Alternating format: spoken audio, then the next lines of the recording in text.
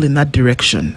By telling them to be real and realistic. There are so many educated persons that have failed this country. And we have not worried about them. We are worried about a person we think is not educated. And I'm saying, for me, this is the time for us to do a comparison and contrasting. Maybe this person who we know and think will fail is likely to give us some result, as opposed to Dr. Likaka here. If we say this man is learned, we give him governance, and then he starts doing the opposite of what governance is. And I'm just using an example. I'm not saying that he has been there. Because I have seen many educated people fail. That I'll be least worried whether Gaucho fails. Because I'm like, everybody's not giving him a chance. I want to give him a chance. Okay. Actually, the main concern for Kenyans today should be the kind of leaders they are going to elect. If we don't, we are just keen about that. And a good example, look at the governors. There's a account here, Muranga. They are very silent and they're working every other day. Did you see the boards or how he constituted some of those committees that are supposed to support the county? People who have actually excelled in their areas.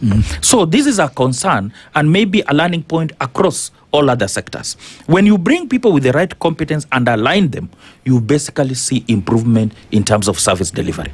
And it should be a wake-up call for every Kenyan today to take the civic duty of ensuring that the social contract we are going to sign in 2027 is actually going to be adhered to, and then we hold our leaders accountable. Because when we start complaining yet we are not holding them accountable, we can't achieve much. Kenyans should actually wake up and stop being gullible and stop being forgetful. They forget too fast. That's why we are in this mess. Should actually look ourselves in the mirror. We are our own problem. All right, so coming up to 2027, and this is the bigger picture that we are talking about here. Coming up to 2027, where perhaps you'll bring in leaders who will actually make a change on some of the things that you cry about today. I mean, we don't even want to start talking about the things that the med soup at Mama Lucy Hospital has to deal with on a daily basis in terms of making things work.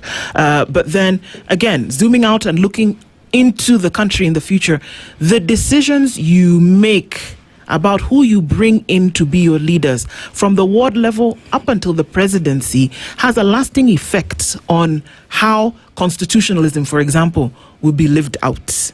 Thank you both, gentlemen, for joining us this morning. Professor Martin Oloyindo, but keep reminded that you've risen up in the ranks. No, I am not yet there, but you keep saying it, so I'll go there. I'll get there. I'll get there. Dr. Martin Olo, advocate and political analyst, and Dr. Luchetu Likaka, governance and security consultant. Thank you for joining us this morning. Thank you. Asante.